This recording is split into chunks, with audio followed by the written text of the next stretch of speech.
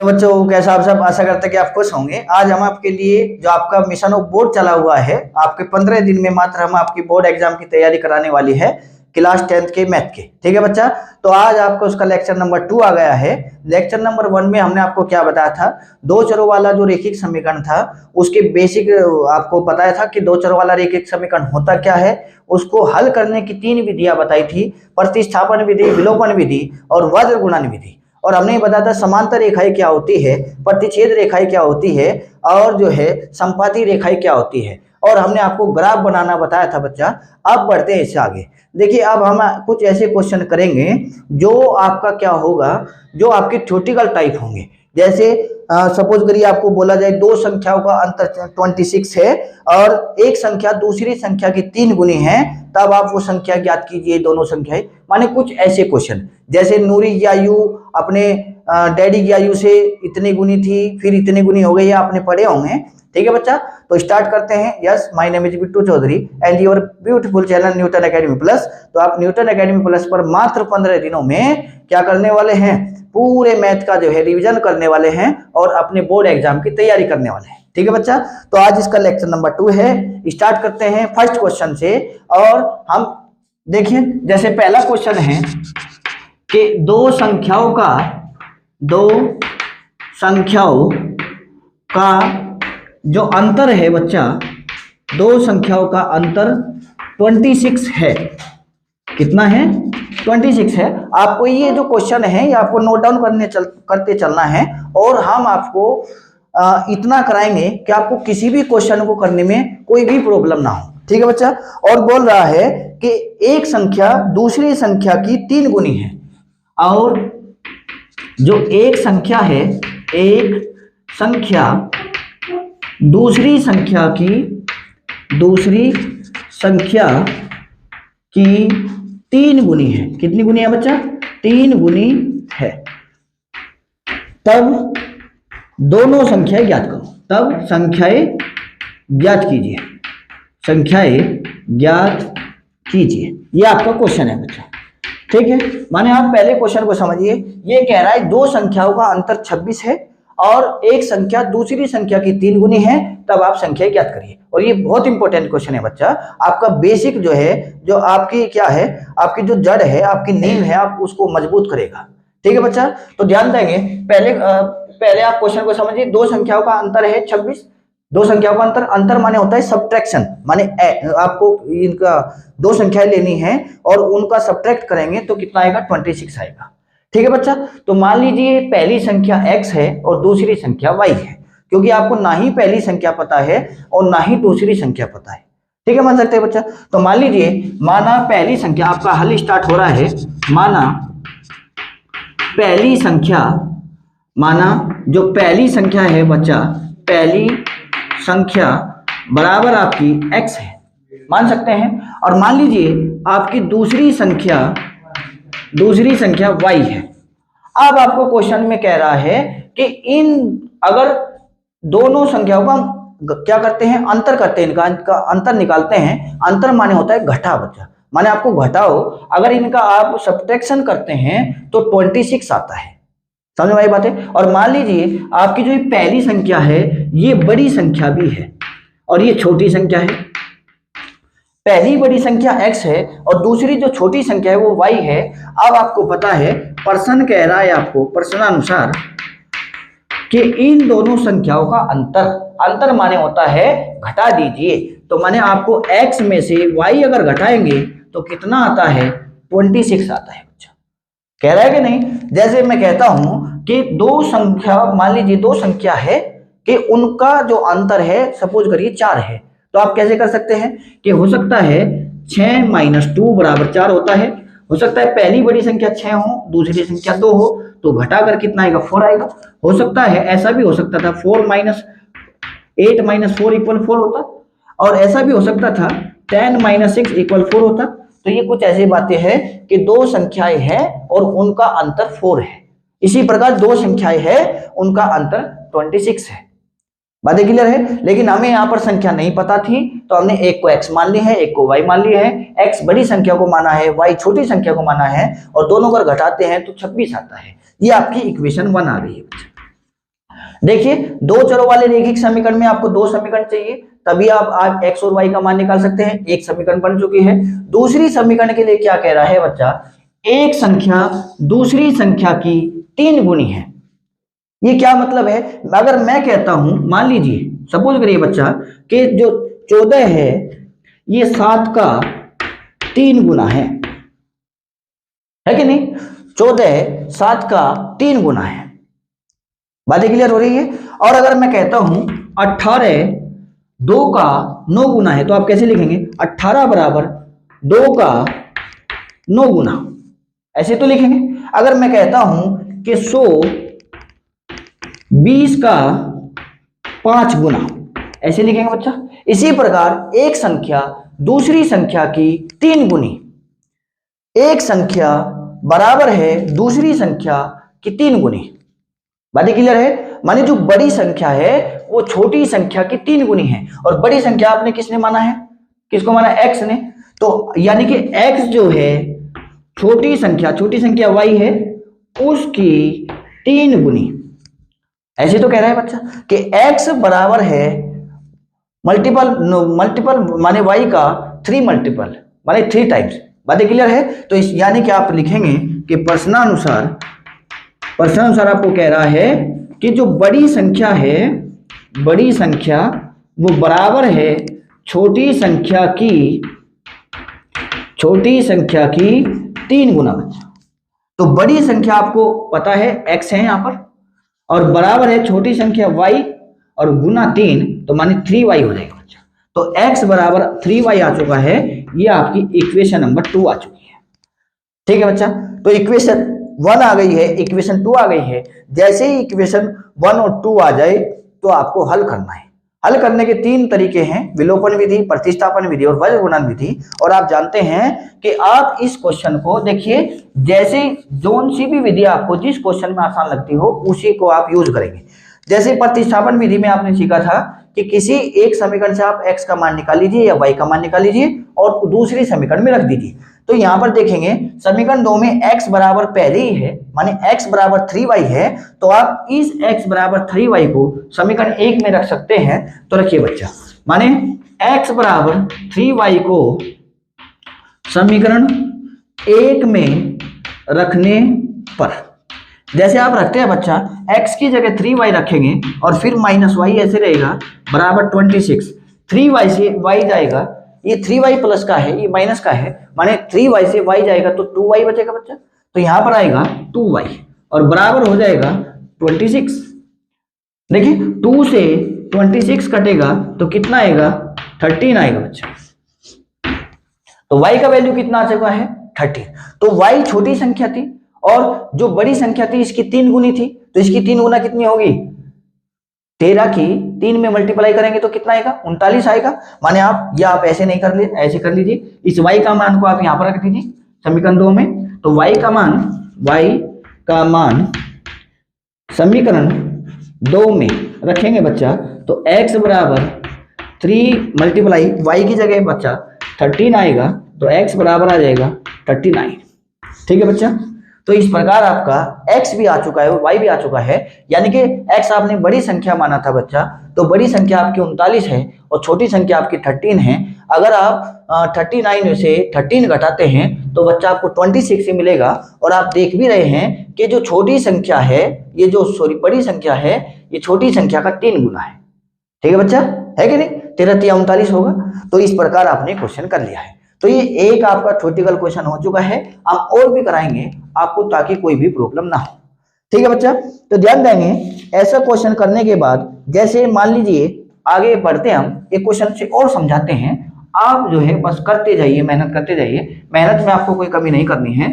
तो question number 2 आपका समझा रहे हैं हम। देखिए आपका ये क्वेश्चन नंबर 2 आ चुका है। क्या बोला है क्वेश्चन नंबर 2 में, एक क्रिकेट के कोच ने 6 बल्ले और कितनी गेंदे, 6 बल्ले और ये 7 बल्ले है बच्चा, 7 बल्ले और 6 गेंदे 3800 रुपए में खरीदी। आगे देखेंगे बाद में उसने 3 बल्ले और 5 गेंदे कितने में खरीदी, 3 बल्ले और 5 गेंदे 1750 रुपए में खरीदी। तो अब प्रत्येक बल्ले और प्रत्येक गेंद का मूल्य ज्ञात कीजिए। देखिए आप इसकी छोटी माने आप इक्वेशन बनाना सीखेंगे, कैसे आप इक्वेशन बनाते हैं। ठीक है बच्चा। तो इक्वेशन के लिए ध्यान देंगे, क्या बोल रहा है, ये कह रहा है कि एक क्रिकेट के कोच ने 3800 रुपए में 7 बल्ले और 6 गेंद खरीदी। तो आप एक बात बता दीजिए बच्चा, एक छोटी सी बात हम आपसे पूछते हैं। सपोज करिए एक पेन का मूल्य 5 रुपए है, तो बताइए 4 कितने की आती है। तो आप करेंगे, एक का पता है, लानी 4 है, मल्टीप्लाई कर देंगे तो 20 आ जाएगा। ऐसे तो करेंगे। अगर मैं कहता हूं एक पेन का मूल्य सपोज करिए बच्चा आपकी बात 20 रुपए है, तो सर लानी कितनी है, मान लीजिए आपको 6 लानी है, तो आप 6 से मल्टीप्लाई करेंगे और ये क्या आपके पैसे आ जाएंगे, माने ये रुपए आ जाएंगे, 6 ये 120 आ जाएगा बच्चा, आ जाएगा कि नहीं। तो इस प्रकार आप क्या करते हैं, अगर एक का आपको क्या पता हो, अगर एक पीस का आपको रेट पता हो और आपको जितने लाने हो तो आप उससे मल्टीप्लाई कर दीजिए, तो क्या टोटल रेट मिल जाता है। ध्यान देंगे। अब आप बताइए, एक क्रिकेट का कोच है, वो 7 बल्ले और 6 गेंद लेने जाता है और 3800 रुपए टोटल दे देता है, लेकिन उसको ये नहीं पता है कि एक बल्ला और एक गेंद अलग अलग कितने की है। ठीक है बच्चा, आपको वही निकालना है, तो ध्यान देंगे। तो मान लीजिए ना ही तो आपको बल्ले का मूल्य पता है और ना ही आपको गेंद का मूल्य पता है।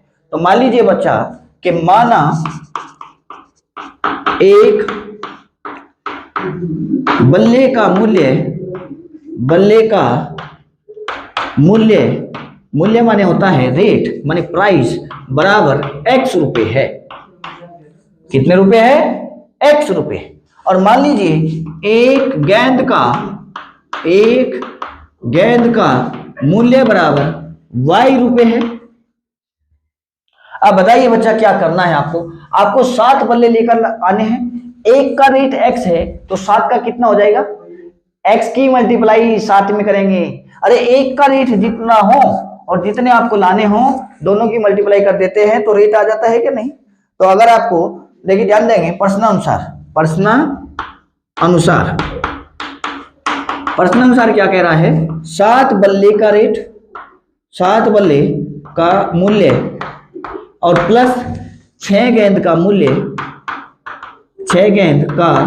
मूल्य बराबर है आपका 3800 रुपए। ठीक है बच्चा। तो बताइए अगर एक बल्ले का मूल्य x है तो क्या 7 का 7x होगा बच्चा, अभी समझा है। देखिए मान लीजिए एक पेन 5 रुपए की है और आपको 4 लेकर आनी है, तो 5 की 4 से एक का पता हो, जितने लेकर आनी हो मल्टीप्लाई करा दीजिए, टोटल रेट आ जाएगा। मान लीजिए एक पेन का मूल्य 5 है, आपको 20 लेकर आनी है, तो आप 20 से, अब की बार एक बल्ले का मूल्य x है, लेकर आपको 7 आने हैं, तो 7 की x में मल्टीप्लाई करेंगे तो क्या 7 बल्लों का रेट आ जाएगा, माने 7x होगा। ठीक है बच्चा। तो यहाँ पर 7 बल्लों का मूल्य 7x हो जाएगा बच्चा, और 6 गेंद का मूल्य, क्योंकि एक गेंद का y है तो 6 का 6y हो जाएगा, और बराबर कितना हो जाएगा बच्चा, 3800 हो जाएगा कि नहीं। तो इस प्रकार ये आपकी इक्वेशन नंबर 1 आ चुकी है। क्या आ चुकी है बच्चा, इक्वेशन नंबर 1। अब आप इक्वेशन नंबर 2 कैसे बनाएंगे, तो देखिए दूसरी बात पढ़ेंगे। बाद में उसने 3 बल्ले 5 गेंद खरीदी 1750 रुपए में। बातें क्लियर है। तो देखिए ध्यान देंगे, प्रश्न अनुसार सेकंड पॉइंट, प्रश्न अनुसार आप देखेंगे, ध्यान से देखेंगे। प्रश्न अनुसार क्या कह रहा है कि आपको 3 बल्ले, बताइए एक बल्ले का अगर मूल्य x है तो क्या 3 का 3x होगा, और फिर आपने गेंद ली है, एक गेंद का y है तो क्या 5 गेंद का 5y होगा। और अगर आप 3 बल्लों का रेट और 5 गेंद का रेट जोड़ देते हैं तो क्या आपको 1750 मिलता है। माने मैं कहना चाह रहा हूं कि 3 बल्ले और प्लस 3 बल्ले का मूल्य जो प्राइस है, प्लस 5 गेंद, बाद में आप 5 गेंद भी खरीदी है, 5 गेंद का मूल्य बराबर है आपका 1750। आप ध्यान देंगे, देखिए 3 बल्ले का मूल्य कितना हो जाएगा बच्चा, एक का x तो 3 का 3x, एक 5 गेंद का y, एक का y तो 5 का 5y, बराबर 1750। ये आपकी इक्वेशन नंबर 2 आ गई है। जैसे ही इक्वेशन बन जाए, हल करने के 3 तरीके हैं, प्रतिस्थापन, विलोपन और वज्र गुणन। बताइए किससे करेंगे आप। मान लीजिए आप विलोपन से कर लीजिए यहाँ पर। तो विलोपन से कैसे करते हैं, विलोपन में x के गुणांक या y के गुणांक बराबर करते हैं बच्चा। इसी एक के गुणांक बराबर करेंगे। मान लीजिए आप y के गुणांक बराबर करते हैं या x के करते हैं, तो y के गुणांक बराबर करने के लिए इस समीकरण 1 में कितना है बच्चा 6 है, इसमें कितना है 5 है, तो 5 की मल्टीप्लाई इक्वेशन 1 में करेंगे और 6 की मल्टीप्लाई इक्वेशन 2 में करेंगे। करेंगे कि नहीं? तो आप करिए, यानी कि आप क्या करेंगे, समीकरण जो 1 है बच्चा, 1 में तो 5 की मल्टीप्लाई और प्लस वो आप फिर क्या करेंगे, समीकरण 2 में मल्टीप्लाई करेंगे बच्चा 6 की। अरे इसकी गुणा में यहाँ पर y की गुणा में कितना है 6 है, यहाँ पर कितना है 5, तो 5 की इक्वेशन 1 में और 6 की इक्वेशन 2 में, तो समीकरण 2 में 6 की मल्टीप्लाई करेंगे और मल्टीप्लाई करने पर क्या हो जाएगा, जो y का गुणांक है वो बराबर आ जाएगा बच्चा। और बराबर आने पर बड़ा आसान क्वेश्चन हो जाएगा, वो कट जाता है, लेकिन कैसे कटेगा ध्यान देंगे।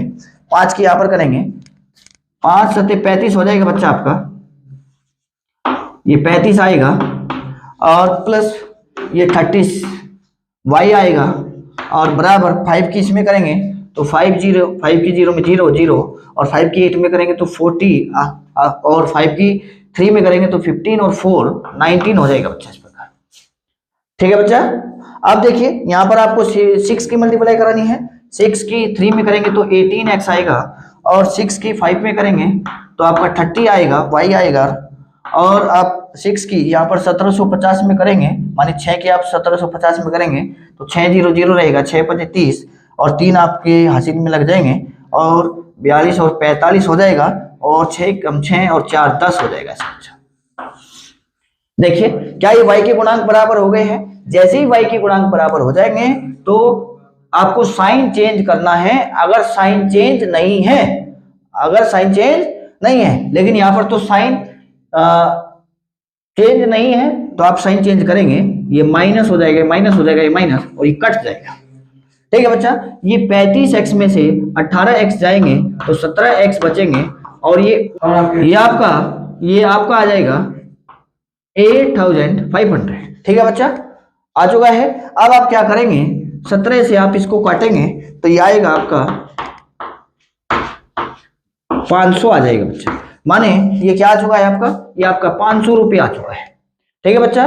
तो यानी कि x का वैल्यू आपको 500 रुपये मिल चुका है। x आपने क्या माना था, x आपने जो है एक बल्ले का मूल्य माना था, तो इसका माने क्या हुआ कि एक बल्ले का मूल्य 500 रुपये है। ठीक है बच्चा।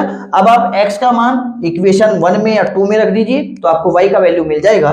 तो ध्यान देंगे x का मान किस में रखेंगे, समीकरण 1 में रख दीजिए बच्चा। 1 में जैसे आप रखते हैं तो 7x की जगह आपको 500 रखेंगे और प्लस 6y और बराबर 3800 होगा बच्चा। तो ध्यान देंगे ये 3500 हो जाएगा बच्चा, 3500 और प्लस 6y बराबर आपका 3800।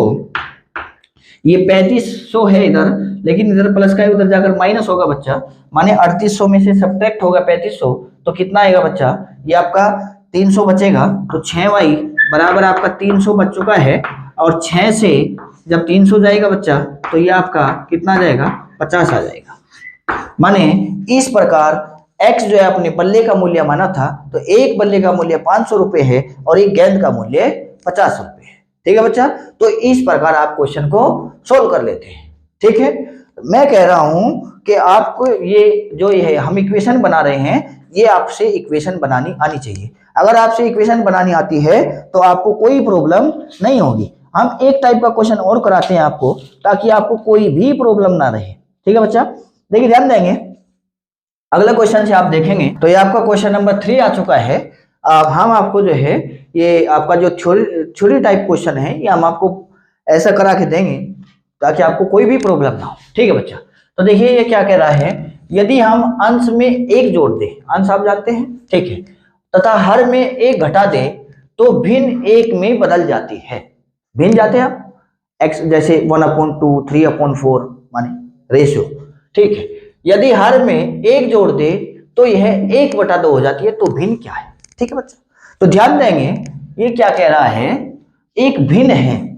भिन्न माने जैसे 1/2 3/4 ऐसे, और उसमें यदि उसके अंश में 1 जोड़ देते हैं और हर में 1 घटा देते हैं तो भिन्न 1 में बदल जाती है। तो आपको भिन्न नहीं पता है। भिन्न में 2 चीजों की आवश्यकता होती है, अंश और हर। तो ना ही आपको अंश पता है ना ही आपको हर पता है। तो मान ली मान लीजिए वो भिन्न का जो एक वो आपका अंश है वो आपका x है और जो हर है वो आपका y है। ठीक है, तो मान लीजिए माना जो भिन्न है आपकी वो बराबर है x अपॉन y, ये आपकी भिन्न है और यही आपका आंसर आएगा। x का वैल्यू मिल जाएगा, y का वैल्यू मिल जाएगा, आप यहां पर रख देंगे, आपका तुरंत आंसर आ जाएगा। ठीक है, ये आपकी भिन्न है। लेकिन आप प्रश्न अनुसार क्या कह रहा है, प्रश्न कह रहा है, प्रश्न के हिसाब से कि प्रश्न क्या कहना चाह रहा है, यदि हम अंश में एक जोड़ दें, अंश कौन है बच्चा, ये रहा, यानी कि x में एक जोड़ दें तो x प्लस 1 हो जाएगा, तो x प्लस 1, तथा हर में एक घटा दे, क्या बच्चा हर आपका y है तो हर से एक घटा दे, घटाना माने सब्ट्रैक्ट माइनस। ठीक है, तो जो भिन्न है आपकी वो एक हो जाती है, देखो ये कहा है तो भिन्न एक हो जाती है, तो यानी कि जो ये भिन्न है, जो ये आपकी भिन्न आ गई है, एक जोड़ना एक घटाने पर, तो ये भिन्न आपकी 1 हो जाती है, ऐसे बराबर 1 हो जाती है कि नहीं। ठीक है बच्चा, तो यानी कि अब आप क्या करेंगे, इसको थोड़ा सोल्व करेंगे, आप क्रॉस मल्टीप्लाई करेंगे तो x प्लस 1 इसकी इसमें करेंगे यही आएगा, और y माइनस 1 की 1 में करेंगे तो यही आएगा y माइनस 1, इसको इधर ले लेंगे तो x, देखिए बच्चा x माइनस वाई, ये प्लस वाई इधर आकर माइनस वाई हो चुका है, और प्लस 1 उधर जाएगा तो माइनस 1 और एक और माइनस 1 हो जाएगा इधर आकर, तो माइनस 2 हो जाएगा बच्चा, माइनस 1 माइनस 1 माइनस 2, तो ये आपकी इक्वेशन 1 आ चुकी है। ठीक है बच्चा, अब सेकंड पॉइंट पर देखिए, सेकंड प्रश्न अनुसार, फिर से प्रश्न अनुसार एक इक्वेशन आपकी बन चुकी है। दूसरी इक्वेशन के लिए क्या कह रहा है, यदि हर में एक जोड़ दे, हर कौन है बच्चा, ये रहा, इसमें एक जोड़ दे तो 1/2 हो जाती है। अब की बार अंश में नहीं कुछ भी करना है क्योंकि क्वेश्चन में नहीं बोला है, तो आप अंश को ऐसे ही रखेंगे, लेकिन हर में एक जोड़ देते हैं तो आपकी जो भिन्न है 1/2 हो जाती है, 1/2 हो जाती है, माने बराबर हो जाती है 1/2। ठीक है बच्चा, तो यानी कि अब आप क्रॉस मल्टीप्लाई करेंगे, 2 की x में करेंगे सर 2x आएगा, और y प्लस 1 की 1 में करेंगे तो y प्लस 1 ही आएगा, और ये प्लस y इधर आकर माइनस y हो जाएगा, और बराबर आपका 1 बचेगा। ये आपकी इक्वेशन नंबर 2 आ चुकी है बच्चा। आपको हल करने के 3 तरीके होते हैं बच्चा, कितने तरीके, एक विलोपन विधि, प्रतिस्थापन विधि, वर्ग गुणन विधि, हमने आपको तीनों सिखाई है। जिसका भी चाहे, जैसे भी चाहे आप क्वेश्चन को कर दीजिए। मान लीजिए क्वेश्चन में आपको बोला है विलोपन विधि से करें, किसे करें, विलोपन विधि से, तो विलोपन विधि में क्या करना पड़ता है, या तो आप x के गुणांक बराबर करते हैं या फिर आप y के गुणांक बराबर करते हैं। समीकरण 1 में जो सपोज करिए आप y के गुणांक बराबर करने जा रहे हैं, समीकरण 1 में जो y के गुणांक में होगा उसके आप 2 में करेंगे, और जो 2 के गुणा में होगा, माने समीकरण 2 में जो y का गुणांक होगा उसके आप इक्वेशन 1 में या समीकरण 1 में करते हैं। ठीक है बच्चा, तो ध्यान देंगे, तो आप विलोपन विधि से हल करने वाले हैं, तो विलोपन विधि से सपोज करिए आप y को बराबर करेंगे तो y के यहाँ पर मल्टीप्लाई में कितना है 1, यहाँ पर कितना है 1, अरे पहले ही बराबर है। अगर पहले ही बराबर है तो आपको बराबर भी करने की आवश्यकता नहीं है। सपोज कीजिए यहाँ पर 3 होता, यहाँ पर 2 होता, तो 2 की मल्टीप्लाई इसमें करते, 3 की मल्टीप्लाई इसमें करते। सर क्या बात क्लियर है? ठीक है बच्चा, तो यहाँ पर तो पहले ही बराबर है, तो आप क्या करेंगे, दोनों इक्वेशन को रखेंगे, x माइनस वाई बराबर आपका -2 और 2x माइनस वाई बराबर आपका 1। अब क्या करेंगे, अब इसको बताइए साइन चेंज करते हैं। अगर साइन चेंज नहीं है, यहाँ पर भी माइनस वाई, यहाँ पर भी माइनस वाई, तो साइन चेंज करना पड़ेगा बच्चा। ये प्लस का माइनस हो जाएगा और ये माइनस का प्लस हो जाएगा, और ये प्लस का माइनस हो जाएगा और ये कट जाएगा, क्योंकि आपके पास साइन चेंज हो चुका है। Minus Y plus Y cut चुका है ऐड करने पर, तो -2x में ऐड होगा +x, तो आपका -x आएगा बच्चा, और -2 ऐड हो, -2 और -1 ऐड होगा तो -3 हो जाएगा, माइनस से माइनस भी जाएगा, तो x का वैल्यू आपका 3 आ चुका है। अब आप क्या करिए, x का वैल्यू बच्चा या तो आप इक्वेशन 1 में रख लीजिए या आप इक्वेशन 2 में रख लीजिए। बताइए किस में रखेंगे, चलो आप 1 में रख दीजिए या 2 में रख दीजिए, कोई प्रॉब्लम नहीं होगी। तो यहाँ पर रखेंगे तो देखिए ध्यान देंगे, x का मान इक्वेशन जो आपकी समीकरण है 1 में रखने पर जैसे आप रखते हैं बच्चा, तो ध्यान देंगे x की जगह 3 रखेंगे, -y ऐसे ही रहेगा, और बराबर आपका -2 हो जाएगा। देखिए -3 उधर जाएगा तो ये आपका माइनस हो जाएगा, -2 -3, तो यानी कि -y आपका -5 हो चुका है बच्चा, माइनस से माइनस कट चुका है तो y का वैल्यू आपका 5 आ चुका है। तो इस प्रकार आपने x का वैल्यू निकाल लिया, y का वैल्यू निकाल लिया है। तो बताइए आपने भिन्न में क्या माना था, x/y। x का वैल्यू आपका कितना आया है, 3 आया है, y का वैल्यू आपका 5 आया है। तो इस प्रकार आपकी जो भिन्न है वो आपको मिल चुकी है। जो भिन्न है यानी कि जो भिन्न आपकी जो है वो x/y, x का वैल्यू आपका बच्चा कितना है 3 और y का वैल्यू आपका 5 आया है। तो इस प्रकार आप जो भिन्न है वो 3/5 आ चुकी है। ठीक है बच्चा, इस प्रकार आप जो है ये थ्योरेटिकल क्वेश्चन कर लेते हैं। अब और आपको कोई प्रॉब्लम नहीं होगी, ये हमने आपको बता दिया है। ठीक है बच्चा, एक आप थोड़े क्वेश्चन है इस प्रकार के भी कर लेंगे कि आपको यदि ऐसा दे दिया जाए, ध्यान देंगे बच्चा, कुछ क्वेश्चन ऐसे भी आ जाते हैं और ये क्वेश्चन मैं समझता हूँ बहुत इंपॉर्टेंट होते हैं, जैसे हम अब आपको कराने वाले हैं। ठीक है, ये बोर्ड के एग्जाम से बहुत इंपॉर्टेंट क्वेश्चन होंगे, जैसे हम अब आपको कराएंगे तो ये आप नोट कर लीजिए। हम जल्दी से आगे बढ़ते हैं। देखिए आगे क्वेश्चन आपको कैसे कराने वाले हैं हम। ठीक है, ये आपका बोर्ड का जो एग्जाम है उसके लिए मिशन चला हुआ है और आप जो है लगातार आगे बढ़ रहे हैं, लगातार हम आपके लिए प्रयास कर रहे हैं कि आपको कोई भी प्रॉब्लम ना हो, आप जो है अच्छा सा आपका पेपर जाए और आपको जब पेपर देकर बाहर निकले तो आपको बहुत खुशी हो कि यस, हमने अगर 15 दिन वहां पर पढ़ाई की है तो हमने 15 दिन में बहुत कुछ सीखा है और हमारे पेपर में बहुत ज़्यादा हेल्प हुई है। ठीक है बच्चा, तो देखिए ध्यान देंगे, जैसे मान लीजिए आपको क्वेश्चन दे दिया जाए कि 2x + 3y इक्वल आपका दिया है, सपोज करिए बच्चा 7, और सेकंड इक्वेशन दी है आपको a - b और इंटू x और a + b इंटू y और बराबर 3a + b - 2। ये आपको दो इक्वेशन दी है और इन दोनों इक्वेशन में कह रहा है कि a और b, a और ये आपका क्वेश्चन है बच्चा, क्वेश्चन लिख लेंगे आप हमारे साथ, a और b के किन मानों के लिए, किन मानों के लिए जो आपकी रैखिक समीकरण है, रैखिक ए और बी के किन मानों के लिए जो ये रैखिक समीकरण है, रैखिक समीकरण युग्म, रैखिक समीकरण युग्म के मान के जो हल है अपरिमित रूप से, माने के हल अनेक होंगे या अनंत होंगे, अनेक कह लीजिए या अनंत कह लीजिए, बात एक रहेगी बच्चा यहाँ पर, अनंत होंगे। ठीक है बच्चा, एक बात बताइए, ध्यान से देखेंगे, ये कह रहा है ये दो समीकरण है, समीकरण युग्म का माने आपको दो समीकरण दी गई है, एक ये और एक ये, आप इसको इक्वेशन 1 मान सकते हैं और इसको आप इक्वेशन 2 मान सकते हैं।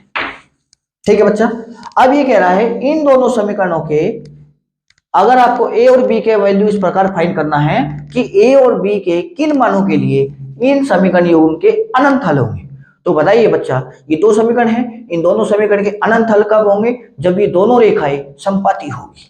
हमने बताया था दो रेखाएं समपाती होती है तब उनके अनंत हल होते हैं, अनेक हल होते हैं, और अगर दो रेखाएं प्रतिच्छेद रेखाएं होती है तो उनका केवल एक हल होता है, और अगर दो रेखाएं समांतर होती है तो उनका कोई हल नहीं होता है। हमने आपको बताया था बच्चा, तो यानी कि ये अगर इन दोनों रेखाओं के अनंत हल है, ये बोला कि अनंत हल होंगे, तो यानी कि अगर इनके अनंत हल होंगे तो ये दोनों रेखाएं समपाती होगी, और समपाती रेखाएं कब होती है, जब a1/a2 बराबर हो b1/b2 बराबर हो c1/c2। a1 क्या होता है, अब ध्यान देंगे, a1 a2 कैसे निकालेंगे आप, यही हम आपको बताने जा रहे हैं, हमने आपको पिछले लेक्चर में भी बताया था।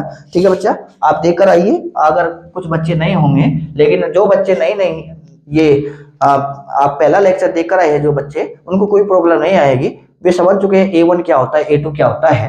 तो देखिए ध्यान देंगे, हमने बताया था कि आप 2x + 3y और +7, ये आपको इक्वेशन 1 दी गई है, आप इस इक्वेशन की कंपेयर कराएंगे a1x + b1y = c1 से कंपेयर, कंपेयर, कंपेयर माने तुलना होता है बच्चा।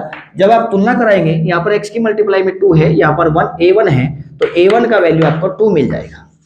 इस प्रकार आपको y की मल्टीप्लाई में यहाँ पर b1 है, यहाँ पर 3 है, तो b1 का वैल्यू 3 मिल जाएगा। और इसी प्रकार यहाँ पर c1 का वैल्यू 7 मिल जाएगा बच्चा। इसको कहते हैं कंपेयर करना। और आप ध्यान देंगे, इक्वेशन 2 उठाएंगे, इक्वेशन 2 आपकी a minus B into X plus a plus B into Y और बराबर 3a प्लस बी माइनस 2। ये आपको इक्वेशन 2 दी गई है, तो इसके लिए आप लिखेंगे, क्या लिखेंगे बच्चा, a2x प्लस b2y, क्योंकि अगर इक्वेशन 1 में 1 1 1 माना है तो आप इक्वेशन 2 में a2x plus b2y plus c2 ऐसे लिखेंगे, बराबर c2 से कंपेयर। जैसे आप बच्चा कंपेयर करते हैं तो आपको कंपेयर करने पर मिलेगा, यहाँ पर x की मल्टीप्लाई में a2 है और यहाँ पर a माइनस बी है, तो a2 का वैल्यू आपको मिल जाएगा a माइनस बी, और इसी प्रकार b2 का वैल्यू मिल जाएगा a प्लस बी, और इसी प्रकार आपको c2 का वैल्यू मिल जाएगा 3a प्लस बी माइनस 2।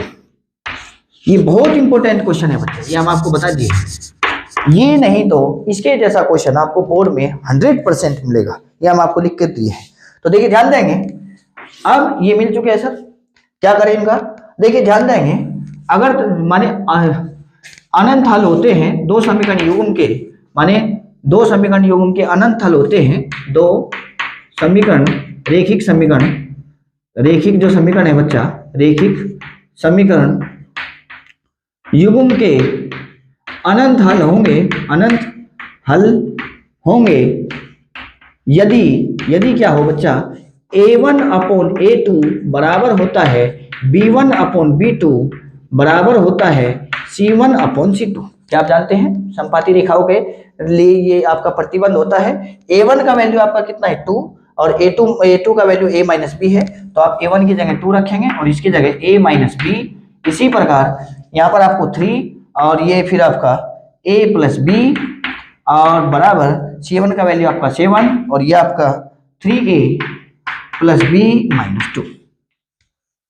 ठीक है बच्चा, इस प्रकार आपने प्रतिबंध लगा दिया, लेकिन a और b का मान तो आया ही नहीं सर, तो क्या करें, देखिए हम बताते हैं। ये तीन वैल्यू बराबर है, ये बराबर इसके, ये बराबर इसके, तो आप क्या करिए, एक बार तो इन दोनों को बराबर रख लीजिए और एक बार इन दोनों को बराबर रख लीजिए। ठीक है बच्चा, एक बार तो इन दोनों को और एक बार इन दोनों को रखिए बराबर।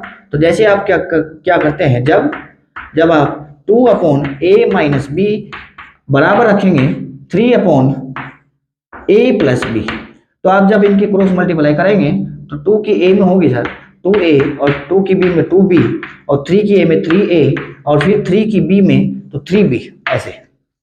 ठीक है, अब आप क्या करिए, a वाले अलग और b वाले अलग कर लीजिए।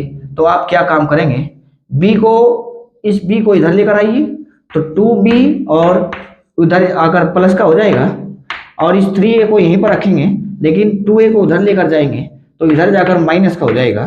तो ध्यान देंगे 2b और 3b 5b हो जाएगा, और ये आपका 3a से 2a जाएगा, तो a बराबर आपका आ चुका है a बराबर 5b, a बराबर 5b आ चुका है बच्चा। अब क्या करें इसका, ध्यान देंगे, अब आप इसको बराबर रखिए। तो आपको बराबर रखना है, जब आप 3 अपॉन a प्लस बी बराबर रखेंगे 7 upon 3a plus B minus 2, फिर आप क्रॉस मल्टीप्लाई करेंगे, तो 7 की a में करेंगे तो 7a और 7 की b में करेंगे 7b बराबर 3 की 3 में करेंगे तो 9a ये, और फिर 3 की b में करेंगे तो 3b और 3 की 2 में करेंगे 6 आएगा ऐसे। और फिर आप क्या करेंगे, ध्यान देंगे a और b वाले को अलग अलग करेंगे। तो आप क्या करिए, आप जो है इस b को इधर लेकर आइए, तो 7b ये 7b यहीं पर है और 3b आएगा तो माइनस का हो जाएगा।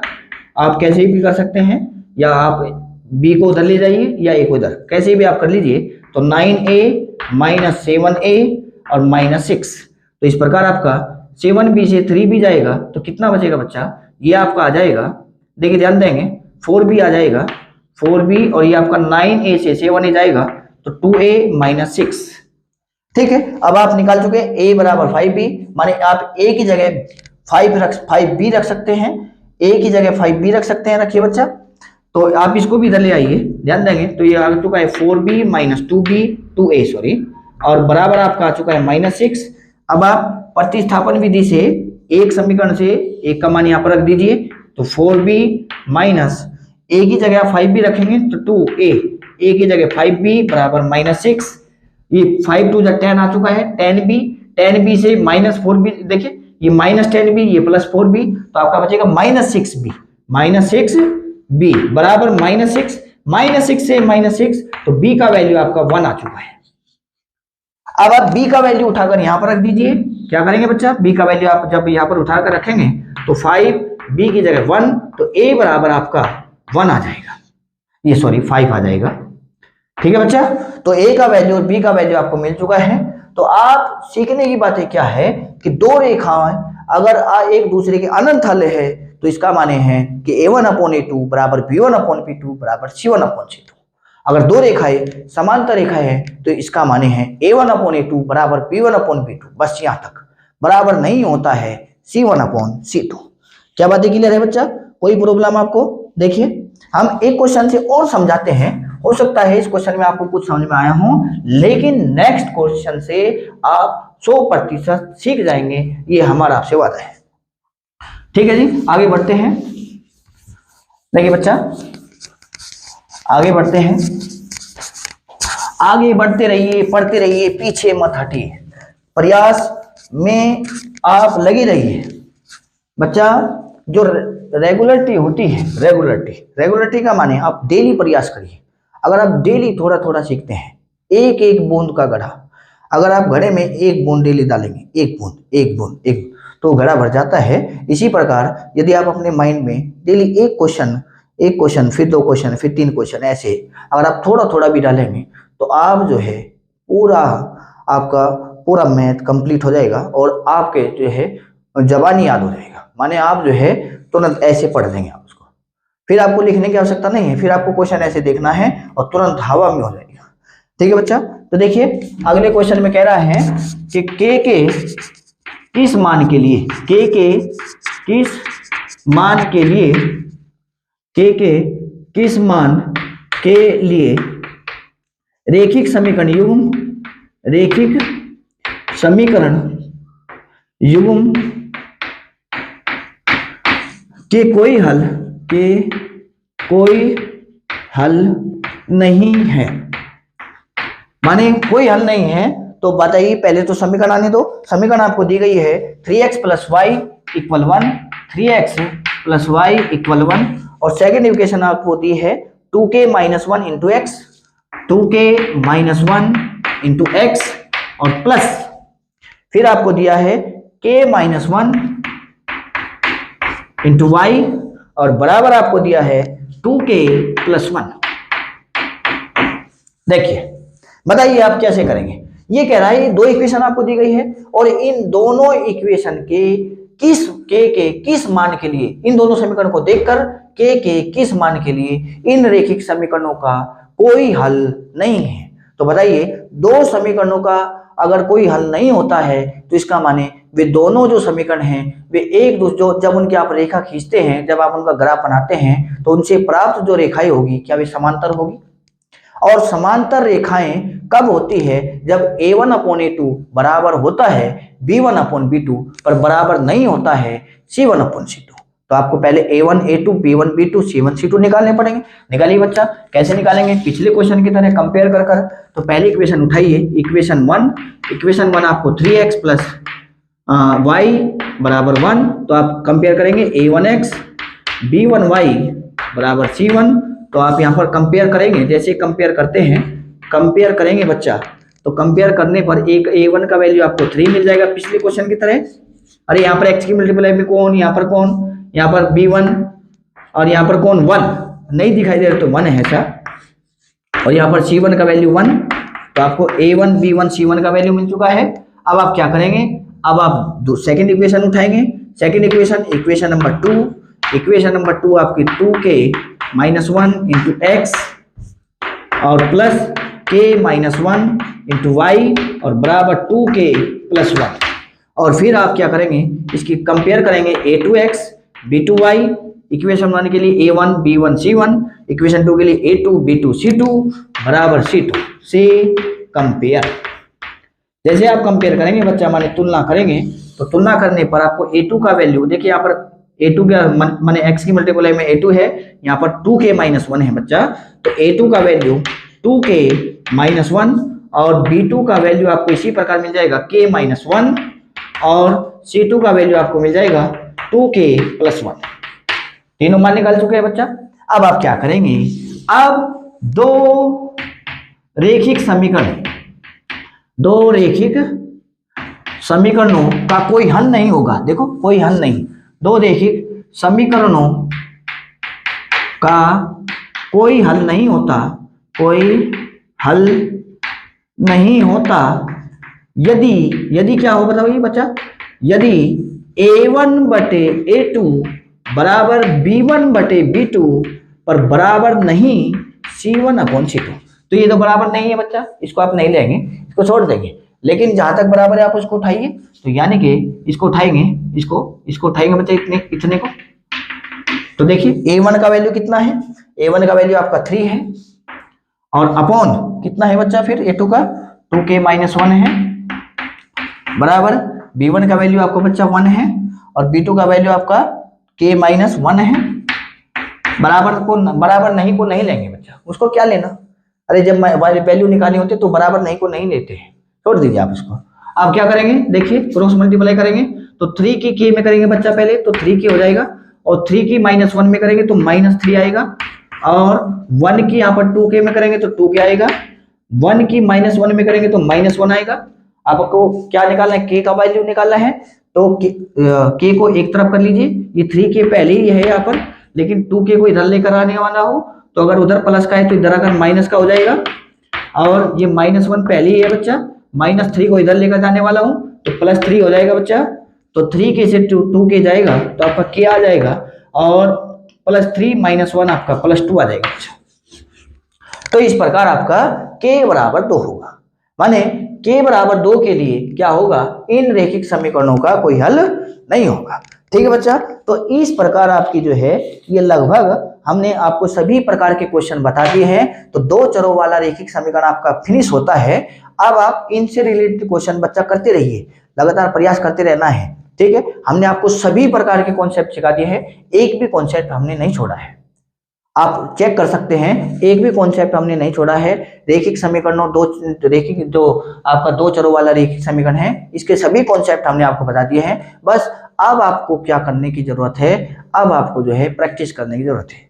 आप प्रैक्टिस कीजिए, बार बार करिए, एक जैसे क्वेश्चन 4 कीजिए, लगातार प्रयास में लगे रहिए, क्योंकि प्रयास करने से बड़े बड़े जो है आपके जो बड़े बड़े आपके ये लक्ष्य है वे मिल जाते हैं। ठीक है बच्चा, तो आप लगे रहिए प्रयास में और आगे बढ़ते रहिए।